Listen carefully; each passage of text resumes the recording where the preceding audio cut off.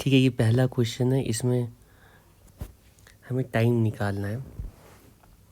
तो सबसे पहले तुम्हें समझना पड़ेगा कि अगर इस इंक्लाइन सरफेस के ऊपर ये पार्टिकल रखते हैं तो इस पार्टिकल के ऊपर net force along the groove कितना एक्ट करे। ये ग्रूव है, ग्रूव का मतलब है कि यहाँ पे ना कुछ इस तरह का ऐसे मतलब स्लॉट बनाया गया है। ठीक है, अब इसके अंदर ही ये बॉल है ना स्लाइड कर सकता है। तो ये दोनों वॉल्स जो है ना, ये ऐसे वॉल्स इसकी तरफ साइड से नॉर्मल कांटेक्ट फोर्स अप्लाई कर सकते हैं। ये स्लॉट जैसा है जिसके अंदर ये इस तरह से मार्बल टाइप का पार्टिकल है जो कि फ्रीली इस ग्रूव के अंदर ही स्लाइड कर सकता है। ठीक है, तो पहले हमें समझना पड़ेगा कि ठीक है, हमें कैलकुलेट करना है इसमें कि कितना टाइम लगेगा इस पार्टिकल को स्लाइड करके एंड तक जाने में कितना टाइम लगेगा। तो टाइम हम तभी निकाल सकते हैं जब हमें एक्सेलरेशन पता चल जाए, ग्रूव के अलोंग एक्सेलरेशन पता चल जाए। ठीक है, तो ग्रूव के अलोंग एक्सेलरेशन के लिए ग्रूव के अलोंग हमें फोर्स निकालना पड़ेगा। कैसे निकालेंगे? तो फोर्सेस के लिए ना तुम्हें समझना पड़े, अगर मान लो यहाँ पे ग्रूव नहीं होता, सिर्फ ऐसे ही मार्बल को रखा जाता है इंक्लाइन सरफेस के ऊपर, तो अगर ऐसे ही इंक्लाइन सरफेस के ऊपर मार्बल को रखा जाता है तो मार्बल इधर इंक्लाइन के अलोंग ऐसे सीधा नीचे फॉल करता। ठीक है, ये इधर उधर नहीं जाता, मार्बल को कहीं पर भी रखोगे तो इंक्लाइन के अलोंग सीधा नीचे फॉल करेगा। ठीक है, लेकिन हम इस मार्बल को डायरेक्टली नीचे फॉल करने नहीं दे रहे हैं, उसकी मोशन को कॉन्स्ट्रेन कर रहे हैं। तो हमें कैलकुलेट करना पड़ेगा कि टोटल फोर्स मार्बल के ऊपर अलोंग द ग्रूव कितना एक्ट कर रहा है। अलोंग द ग्रूव फोर्स निकालने के लिए तुम्हें फोर्सेस कैसे कैसे एक्ट कर रहे हैं वो समझना पड़ेगा। सबसे पहले इसके ऊपर ठीक है, सबसे पहले mg का फोर्स एक्ट करेगा। mg का फोर्स कितना एक्ट करेगा, कितना एक्ट करेगा, तो वो हम बता सकते हैं कि लेटेस्ट से mg का फोर्स बिल्कुल वर्टिकली डाउनवर्ड, एक मिनट, वर्टिकली डाउनवर्ड ऐसे एक्ट करेगा। ठीक है, और नॉर्मल कांटेक्ट फोर्स कैसे एक्ट करे उसको थोड़ा समझना आसान नहीं है। हम ऐसे साइड से अगर देखते ना तो हमें ये ऐसा दिखता वेज, ठीक, इधर से अगर देखते तो यहाँ पे ये मार्बल बॉल कुछ इस तरह से रखा हुआ है, इसके ऊपर mg कुछ ऐसे एक्ट कर रहा है। ठीक है, और इसके ऊपर नॉर्मल कांटेक्ट फोर्स कैसे एक्ट करेगा, ऐसे सरफेस के परपेंडिकुलर। तो अगर इस डायग्राम में ड्रॉ करने की कोशिश करूँ तो नॉर्मल कांटेक्ट फोर्स कुछ ऐसे आएगा। ठीक है, तो mg का एक कंपोनेंट, ठीक है, mg का एक कंपोनेंट इधर mg cos थीटा, दूसरा कंपोनेंट mg sin थीटा। तो mg के कंपोनेंट्स में ड्रॉ कर रहा हूँ, इसको मैं mg के कंपोनेंट्स ड्रॉ कर रहा हूँ। mg के जो कंपोनेंट्स होंगे वो इधर की तरफ, ठीक है, mg cos थीटा आएगा और इधर की तरफ mg sin थीटा आएगा। तो ठीक है, इसके ऊपर ठीक है कुछ इस तरह से फोर्सेस ऐड कर रहे हैं। ठीक है, ये जो फोर्सेस यहाँ पे हमने ड्रॉ किए हैं, ठीक है, यहाँ पर जो फोर्सेस ड्रॉ किए हैं ये वेज पे कुछ ऐसे दिखेंगे। अब तुम देख सकते हो कि नॉर्मल कांटेक्ट फोर्स ना mg cos थीटा को बैलेंस करेगा। जो mg sin थीटा है ना वही रिस्पॉन्सिबल है मार्बल को डाउन द इंक्लाइन एक्सेलरेट कराने के लिए। अगर ग्रूव नहीं है तो mg sin थीटा की वजह से ये नीचे एक्सेलरेट करेगा, g sin थीटा से एक्सेलरेट करके नीचे फॉल करेगा।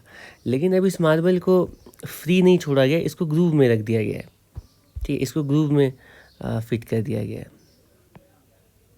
ठीक है, तो ये जो मार्बल है एक्चुअली यहाँ पर है, मार्बल यहाँ पर है। ठीक है, अब इस मार्बल के ऊपर देखो, इस पर नॉर्मल कांटेक्ट फोर्स और mg cos थीटा ये जो इंक्लाइन सरफेस का प्लेन है ना, इस प्लेन के बिल्कुल perpendicular inward mg cos theta है, perpendicular outward normal contact force है। दोनों एक दूसरे को बैलेंस करें और इंक्लाइन के along mg sin theta. mg cos theta normal incline के परपेंडिकुलर है और इंक्लाइन के अलोंग ये mg sin थीटा है। ठीक है। तो नॉर्मल और एम जी कॉस थीटा वो तो बैलेंस है, वो इंक्लाइन के अलॉन्ग मूवमेंट में हेल्प नहीं करेंगे। इंक्लाइन के अलॉन्ग जो मूवमेंट होगा वो एम जी साइन थीटा की वैसे ही होगा, ठीक है। तो इसको मैं इसीलिए दूसरा फिगर यहाँ पे ड्रॉ किया है। इस दूसरे फिगर पर समझते हैं कि यहाँ पे ये मार्बल रखा गया है, और इस मार्बल के लिए ना अगर इंक्लाइन सरफेस के ऊपर आकर के देखोगे तो तुम बोलोगे कि इसके ऊपर अंदर की तरफ एम जी कॉस थीटा है, इस इंक्लाइन सरफेस के inside the plane of board, और इससे बाहर की तरफ नॉर्मल कॉन्टैक्ट फोर्स है। ये तो बोर्ड के बिल्कुल बाहर और ऐसे अंदर की तरफ है, ठीक। वो इसमें ड्रॉ करना मुश्किल है। तुम इमेजिन करो बाहर की तरफ इंक्लाइन सरफेस के बाहर की तरफ नॉर्मल कॉन्टैक्ट फोर्स है और inside the plane of board m g cos theta है। एनीवे, तो इसके ऊपर जो नेट फोर्स एक्ट करेगा इंक्लाइन के अलॉन्ग, जो कि इंक्लाइन के अलॉन्ग मूवमेंट के लिए रिस्पॉन्सिबल होगा, वो नेट फोर्स एक्चुअली कैसे एक्ट करेगा, नेट फोर्स कैसे एक्ट करेगा, इसको मैं थोड़ा नेट फोर्स एक्ट करे इधर की तरफ। इसको समझना, ये फिगर थोड़ा 3D में है, तुम्हें इमेजिन करना पड़ेगा कि इंक्लाइन सरफेस के अलॉन्ग ये m g sine theta act करेगा, ठीक है। इंक्लाइन सरफेस के along m g sine theta act करेगा। अच्छा हाँ, ये थीटा ये वाला एंगल है, हाँ ये थीटा, एक सेकेंड,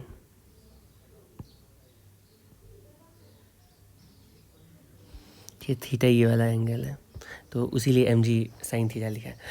अब इसके बाद हम सोचते हैं फॉल, तो अब यहाँ पर सोचो कि अब ये फॉल तो सीधा करना चाहता है, ये ऐसे सीधा फॉल करना चाहता है, ठीक है। इसमें कलर, ये सीधा ऐसे फॉल करना चाहता है, लेकिन ग्रूव जो है ना, ये ग्रूव के बारे में सोचोगे तो ग्रूव कुछ इस शेप का है। इस ग्रूव को ड्रॉ करने की कोशिश करते हैं। इसके दो वॉल्स है, ये इधर वाला वॉल है साइड वॉल, और ये इधर वाला, ठीक है, इस साइड वाला वॉल है, ठीक है। और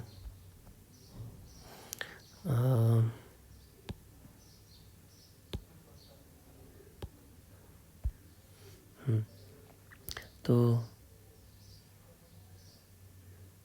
कुछ इस तरह से है तुम्हारा ये ग्रूव, ठीक है। ये आउटसाइड, अब इसके बीच में ना, मैं इसका लेफ़्ट साइड वाला वॉल दिखा रहा हूँ, ये राइट साइड वाला वॉल है, तो इसके बीच में ये मार्बल फिट किया गया है। इसके बीच में ही अंदर मार्बल है, मान लो इसको ऐसे, ठीक है, अंदर छुपा हुआ, यहाँ पे ऐसे मार्बल है। तो होगा क्या कि इस ग्रूव के जो साइड वॉल्स है ना, वो मार्बल के ऊपर नॉर्मल कॉन्टैक्ट फोर्स अप्लाई करेंगे, ठीक है, नॉर्मल कॉन्टैक्ट फोर्स अप्लाई करेंगे जिधर ज़रूरत होगी। तो तुम्हें समझना है कि इस पर्टिकुलर केस में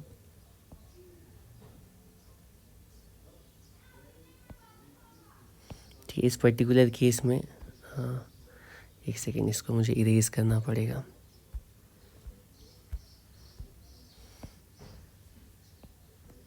ठीक है, ऑल राइट। हाँ, इस पर्टिकुलर केस में हम सोचेंगे कि एम जी का, अब ये इंक्लाइन सरफेस के अलॉन्ग फोर्सेज ड्रॉ करो, ये बहुत तुम्हें अच्छे से विजुलाइज करने की ज़रूरत है। तो इंक्लाइन सरफेस का कुछ एंगल पे ऐसे फोर्स एक्ट कर रहा है, तो इस फोर्स का एक कंपोनेंट तो तुम देख के बता सकते हो कि किधर आएगा। एक कंपोनेंट तो ग्रूव के अलॉन्ग आएगा, ठीक है, एक कंपोनेंट तो ग्रूव के अलॉन्ग आएगा कुछ इस तरह से, ठीक है। और दूसरा कंपोनेंट किधर आएगा, इस ग्रूव के परपेंडिकुलर आएगा। ये दोनों कंपोनेंट्स होंगे। एम जी साइन थीटा का भी दो कंपोनेंट होगा, एक ग्रूव के अलॉन्ग और एक ग्रूव के परपेंडिकुलर। ये सारे फोर्सेस मैंने इंक्लाइन सरफेस के प्लेन पे ड्रॉ किए हैं, ठीक है। और ये कंपोनेंट कितना होगा, तो एक काम करते हैं, उसके लिए इसको हम फाई एज्यूम कर लेते हैं। तो ये वाला जो एंगल है ना, ये सरफेस के अलॉन्ग, ये थोड़ा तुम्हें विजुलाइज करने में प्रॉब्लम होगी। ये ऊपर से देखेंगे तो ये फ्लैट दिखेगा इंक्लाइन सरफेस के ऊपर। ये एंगल अगर फाई है तो ये एंगल भी फाई होगा, ठीक है। ये लाइन परपेंडिकुलर और ये लाइन परपेंडिकुलर, ठीक है। तो एम जी साइन थीटा का भी तुम्हें कंपोनेंट लेना पड़ेगा, ठीक है। एम जी साइन थीटा का भी कंपोनेंट लेना पड़ेगा। एम जी साइन थीटा का इधर कॉस फाई, और ये होगा m g sine theta sine phi, और ये वाला जो कॉम्पोनेंट होगा mg sine theta cos phi. ठीक है, तो अब इंक्लाइन के अलॉन्ग क्या होगा, ये जो साइड वॉल है ना, इधर वाला जो वॉल है ना, उसको ऐसे समझो, ये वाला वॉल है। इस वॉल की वजह से इसमें हो क्या रहा है ना कि mg कुछ एंगल पे एक्ट कर रहा है, तो mg का एक कंपोनेंट इधर आ रहा है, एक कंपोनेंट इधर आ रहा है।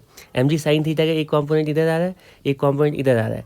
तो जो इधर वाला कंपोनेंट है ना mg sine theta cos phi, इसको बैलेंस करने के लिए ये साइड वॉल से भी एक नॉर्मल कॉन्टैक्ट फोर्स एक्ट करेगा।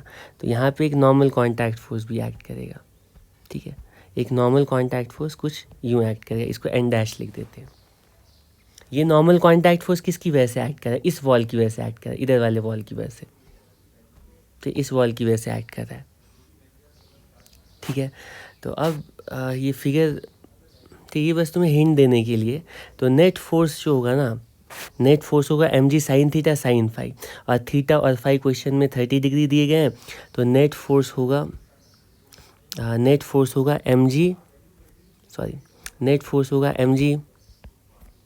साइन स्क्वायर 30 डिग्री, यानी mg/4। तो एक्सेलेरेशन कितना होगा, एक्सेलेरेशन की वैल्यू लिखेंगे g/4, और एक्सेलेरेशन पता चल गया, और ये डिस्टेंस गिवन है, तो टाइम की वैल्यू कितनी आएगी, हाँ वो आएगी √2s/a। अगर रेस्ट से स्टार्ट होता है कांस्टेंट एक्सेलेरेशन के लिए, ये टाइम है। तो डिस्टेंस ये 5 मीटर है, और एक्सेलेरेशन 10/4 है। ठीक है, तो ये 2 सेकेंड आंसर हो जाएगा।